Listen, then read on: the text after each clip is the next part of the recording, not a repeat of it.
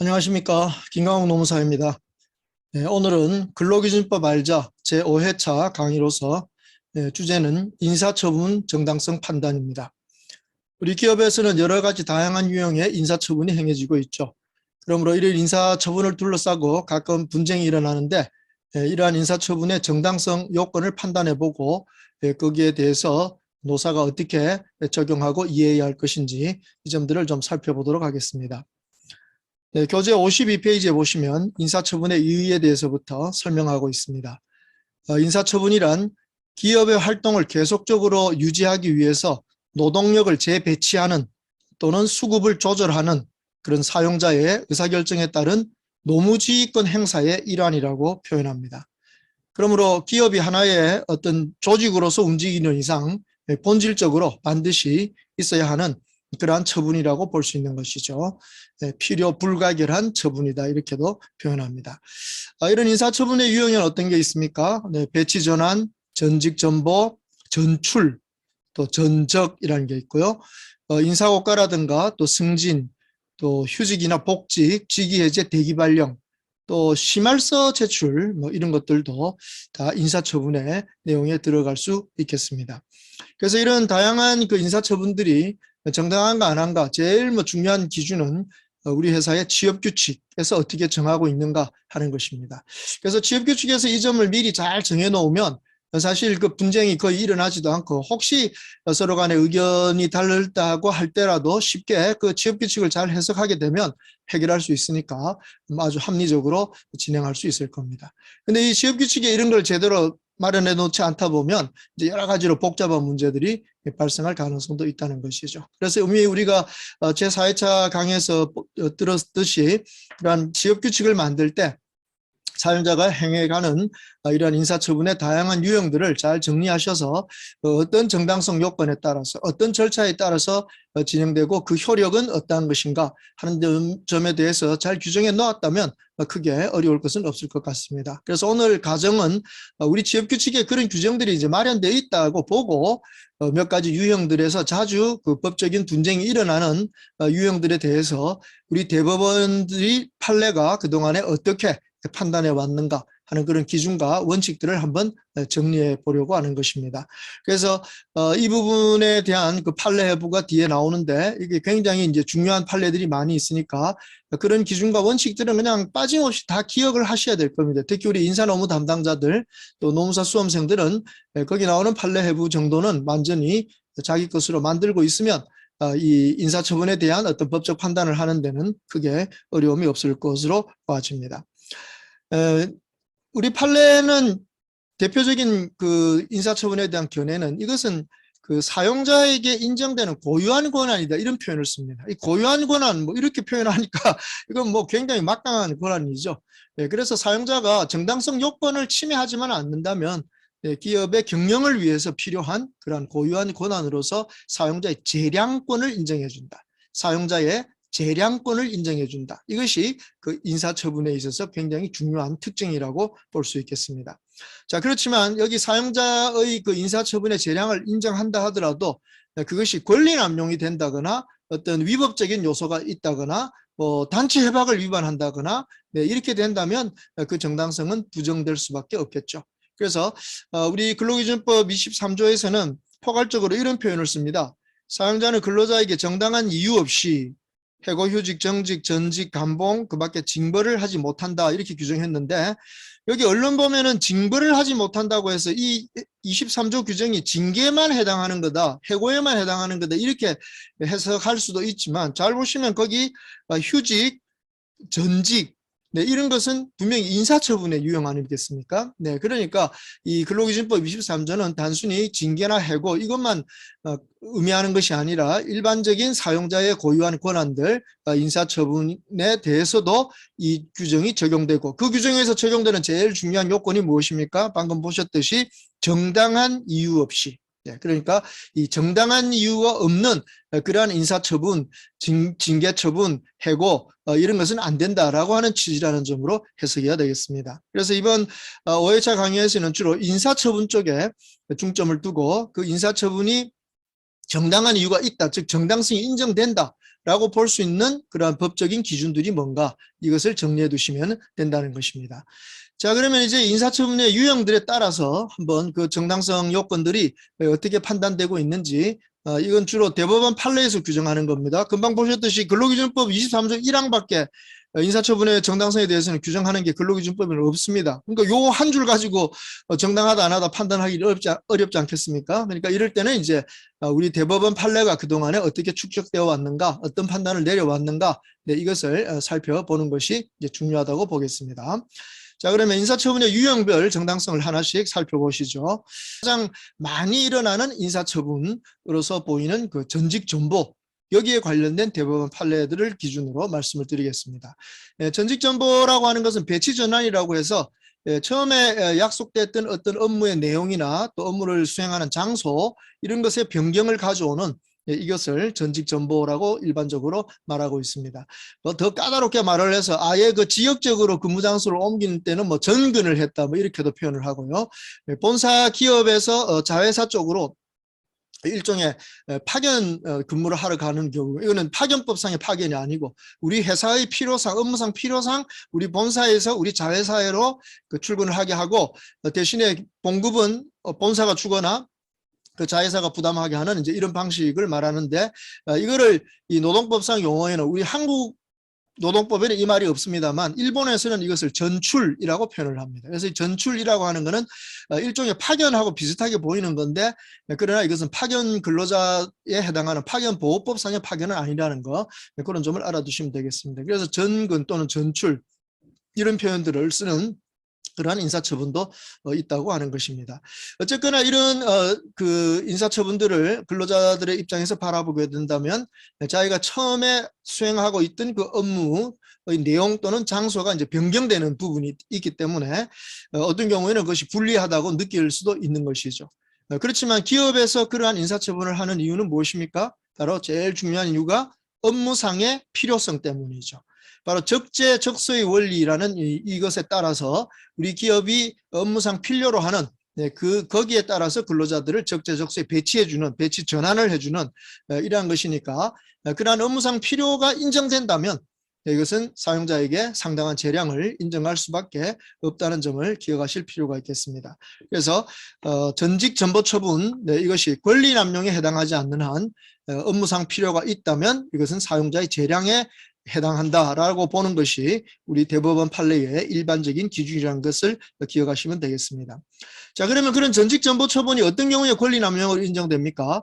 회사의 업무상의 필요는 작은데 그런데 근로자를 거기에 전직 전보시킴으로써 또는 전근을 시킴으로써 생활상 불이익을 아주 크게 입게 되는, 그래서 근로자가 불이익을 당하는 것이 그 정도가 아주 심한 이런 경우라면 그 경우에는 권리 남용으로 판단될 가능성이 있습니다.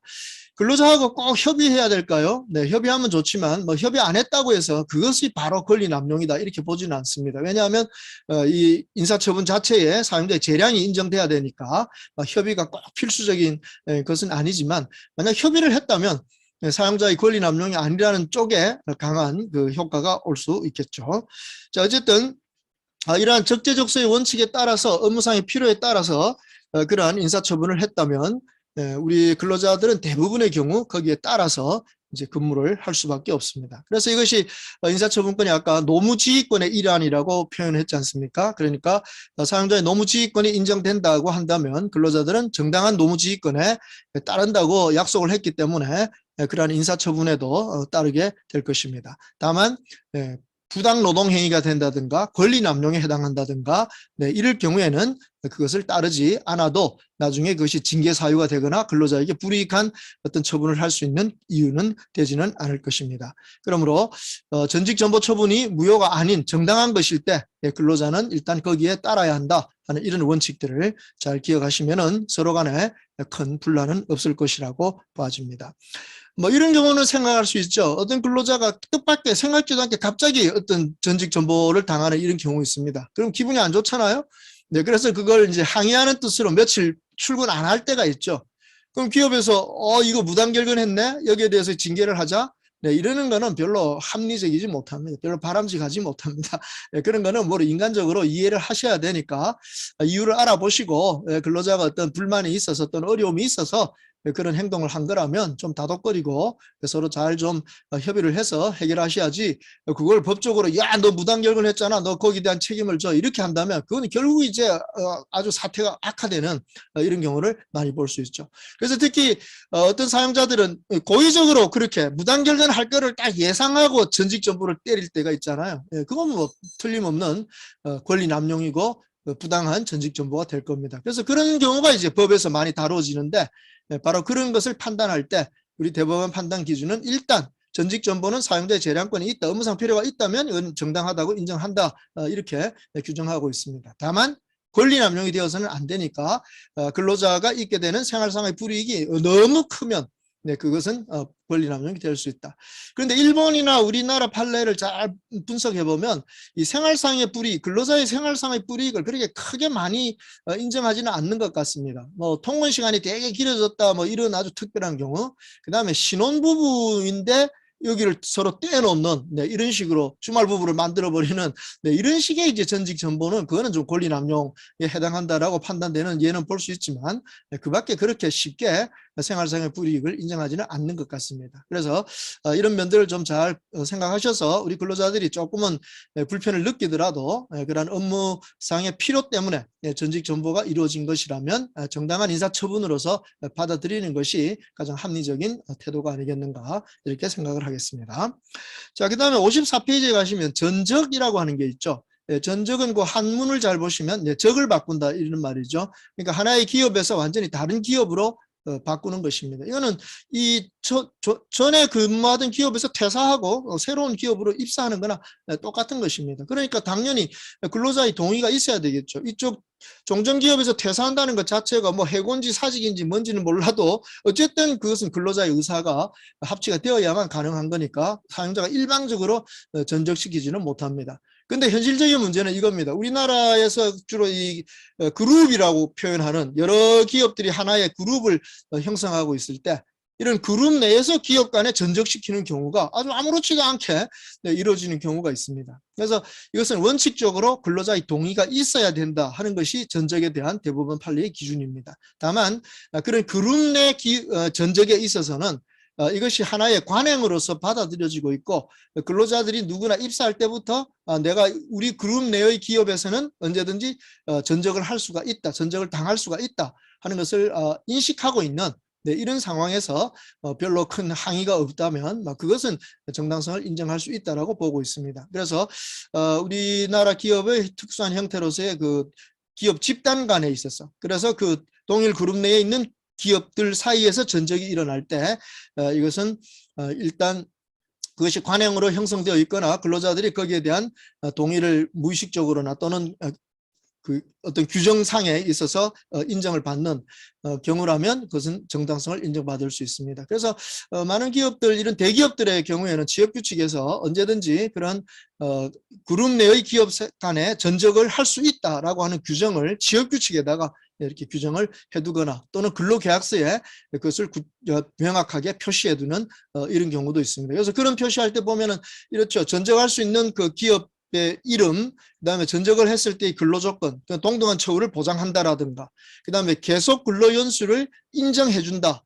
그래서 연차휴가라든가 승진 연수라든가 이런 것에 대해서는 전혀 불이익이 없게 한다라는 이런 구체적인 규정이 있고, 그걸 근로계약서에다 규정했기 때문에 근로자가 그걸 보고 서명을 했다면 말하자면 전적에 대한 동의를 미리 했다, 이렇게 볼 수가 있는 거죠. 그래서 뭐 그런 경우라면 그룹 내 전적도 뭐 크게 문제는 되지 않고 기업의 어떤 필요성, 기업의 인사상의 필요성에 의해서 그러한 전적 처분도 할 수 있다고 봐집니다. 다만 이제 주의할 것은 이 전적이라는 것은 아까도 표현한 대로 기업에서 기업으로 바뀌는 거니까 완전히 새로운 근로관계가 시작된다고 보는 게 원칙입니다. 그렇지만 방금 설명드렸던 대로 그룹 내 기업에서의 전적이라고 하면 이것은 이미 서로 약속된 이런 상황에서 진행되는 것이니까, 만약 취업규칙이라든가 근로계약서에서 그 계속 근로연수를 인정해준다, 이렇게 돼 있다면 그것은 근로관계가 딱 단절되는 게 아니라 계속 근로로서 인정될 수도 있다라고 하는 거, 이런 점은 금방 아실 수가 있겠습니다. 자, 그 다음에 이제 기업에서 자주 행해지는 그 인사처분이 휴직이라는 게 있죠. 그래서 이 휴직은 이제 두 가지 유형이 있는데요. 한 가지는 회사가 명령을 내리는 겁니다. 너 휴직해라 이렇게 휴직 처분을 내리는 경우가 있고, 두 번째 유형은 근로자가 이러이러한 사유 때문에 제가 좀 휴직했으면 좋겠습니다라고 하는 그 청원 휴직이라는 게 있습니다. 그래서 회사의 그 명령에 의한 휴직이든 명령휴직이든 또는 근로자의 원에 의해서 하는 청원 휴직이든 간에 그 휴직으로서의 법적 성격은 뭐 같다고 볼 수 있습니다. 무슨 말인가 하면 근로자의 지위는 그대로 인정이 되지만 업무에 종사하는 것이, 직무에 종사하는 것이 그것이 일단 정지되는 그런 상황이 이제 바로 휴직 상태라고 볼 수가 있는 것이죠. 자, 그래서 이 휴직에 대해서는 일반적으로 그 취업 규칙이 어떻게 규정되어 있느냐, 이게 가장 중요한 것 같습니다. 취업 규칙에 보통 세 가지가 규정되죠. 첫 번째, 어떤 사유로 휴직할 수 있는가 또는 휴직 명령을 할 수 있는 것, 어떤 사유. 그다음에 두 번째, 그러한 휴직 명령이나 또는 청원 휴직을 인정해 줄 때 기간, 그 인정되는 휴직 기간이 어느 정도인가. 세 번째 뭡니까? 네, 그 휴직 기간 동안에 어떻게 처우를 해줄 것인가. 어떤 처우를 해줄까? 아예 임금을 안 준다는 경우도 있을 수 있고, 또는 뭐 임금의 50%를 뭐 준다는 경우도 있을 수 있고, 그런 여러 가지 그 세부점들을 회사의 취업 규칙에 규정을 해둔다면 거기에 따라서 진행되는 것이 일반적입니다. 그래서 거의 대부분 뭐 회사의 취업 규칙에 따라서 결정되는 부분들이기 때문에 이런 휴직의 문제가 발생했을 때는 항상 그 회사의 취업 규칙에 따른다는 점을 기억하시고 처리하시면 되겠습니다. 휴직 기간이 끝날 때 무렵에는 이제 복직원을 보통 제출하죠. 근데 어떤 회사 취업 규칙에서는 복직원을 갖다가 그 7일 전에 제출하지 않으면 당연 퇴직한 것으로 간주한다, 뭐 이런 식의 표현이 있는데, 그거는 큰 의미가 없습니다. 이거는 자연적으로 자동적으로 퇴직한다고 보지는 않습니다. 그래서 휴직원을 제대로 내지 않을 때 회사는 그걸 챙겨야 돼요. 왜 휴직원을 내지 않는지, 계속 다닐 거냐 안 다닐 거냐, 다니기 싫은 거냐, 이런 것을 다 확인해서 거기에 따라서 이제 해결을 하시면 되지, 복직원 7일 전에 안 냈네, 그럼 무조건 당연 퇴직이야, 이렇게 자동적으로 근로관계를 종료시켜 버린다면 그것은 나중에 잘못하면 부당해고에 해당할 수도 있을 것입니다. 그래서 복직 문제는 그러한 좀 융통성을 가지고 해결해야 된다는 점, 이 점을 기억하시면 되겠습니다. 자, 요즘 좀 많이 보게 되는 유형의 인사처분이 있고요. 이건 조금 좀 특이한 유형이라고 볼 수 있는데, 교재 57페이지에 보시면 직위해제 또는 대기발령이라고 하는 게 있습니다. 원래 이 직위해제 또는 대기발령이라는 이 문제는 우리 일반 기업의 인사에서는 별로 보기가 어려웠던 부분들입니다. 이건 주로 이제 공무원 인사에서 이런 규정들이 있었는데, 이제 이걸 이제 보고 일반 기업에서 이제 이걸 원용하기 시작한 것이 아닌가 이렇게 생각을 해봅니다. 그래서 직위해제 또는 대기발령 뭐 어느 용어를 쓰든 간에 그 취지는 비슷합니다. 주로 어떤 근로자가 그 어떤 인사 고과 결과에 따라서 성적이 너무 부진해가지고 약간의 어떤 경고성으로 좀 그 일을 못하게 해야 되겠다 하는 이런 경우라든가, 또 근로자에게 징계 사유가 있어가지고 징계 절차에 넘어가가지고 있을 때 계속 그 업무를 수행한다면 나중에 어떻게 될지 모르는 그런 불편함이 있기 때문에 그럴 경우에 직무를 수행할 수 없도록 한다든가, 그 다음에 이 근로자가 형사상 고소가 되어가지고 수사를 받고 있는 이런 상황이라면 앞으로 어떤 결과가 올지 모르고 또 우리 회사에 어떤 영향을 미칠지 모르니까 이 근로자를 계속 업무를 수행하게 하는 것이 적절하지 않다라고 판단해서 그런 일을 수행하지 못하도록 하는 경우가 있습니다. 그래서 이것은 회사마다 직위해제라고 표현한 데도 있고 대기발령이라고 표현한 데도 있는데, 그거는 뭐 어느 표현이든 간에 그것을 행하실 수 있고, 그런 취업규칙에 규정이 있을 때 반드시 거기에 따라서 행하실 수 있다는 것은 분명한 사실입니다. 다만 유의할 점은요, 이 직위해제 또는 대기발령이 인사처분의 유형 아닙니까? 그러니까 인사권이라고 하는 건, 인사명령권이라고 하는 것은 그 경영자, 사용자에게 본래 재량이 인정되는 겁니다. 그래서 아주 부득이한 사유로 만약에 이 직위 해제를 시켜야 된다, 대기발령 시켜야 된다, 즉 업무를 수행하지 못하게 해야 된다, 이 필요가 있는데, 그런데 마침 취업규칙에는 규정이 없어요. 자, 그러면 대기발령이나 직위 해제를 못할까요? 그렇지가 않다는 겁니다. 이것은 인사처분이니까 재량이 일단 인정되는 게 원칙이니까, 혹시 취업규칙에 그런 규정이 없어도 직위해제나 대기발령을 처분할 수가 있습니다. 그건 어떤 표현을 쓰든지 상관없지만 어쨌든 그 직무 수행하는 것을 정지시킬 수 있는 그러한 권한이 있을 수 있다는 겁니다. 그래서 어떤 회사가 보면 직무 배제 뭐 이런 표현도 쓰기도 합니다. 그래서 그런 점을 좀 잘 이해하시고, 제일 좋은 거는, 제일 합리적인 인사관리 방식은 이런 직위해제나 대기 발령에 대해서도 미리 취업 규칙에 잘 정해두신다면 그런 논쟁들, 분란들을 미리 예방하실 수가 있지 않겠나 싶습니다. 한 가지 유의하실 점은 직위해제나 대기 발령을 했을 때 근로관계가 종료된 건 아닙니다. 그러니까 이 근로자는 계속 회사에 출근할 의무가 있습니다. 그러니까 대기 발령 중에서 자택 대기 발령 이렇게 내렸다면 출근할 의무는 없겠죠. 그래서 자택 대기 발령이 아닌 이상 직위 해제 자체 또는 대기 발령 자체만 갖고는 회사에 나와야 됩니다. 출근해야 됩니다. 그런데 생각해 보세요. 출근은 했는데 일은 하면 안 됩니다. 그러면 이 근로자가 자기 자리에 자기 업무 수행하던 자리에 가서 앉아 있으려면 아주 이거 뻘쭘하죠.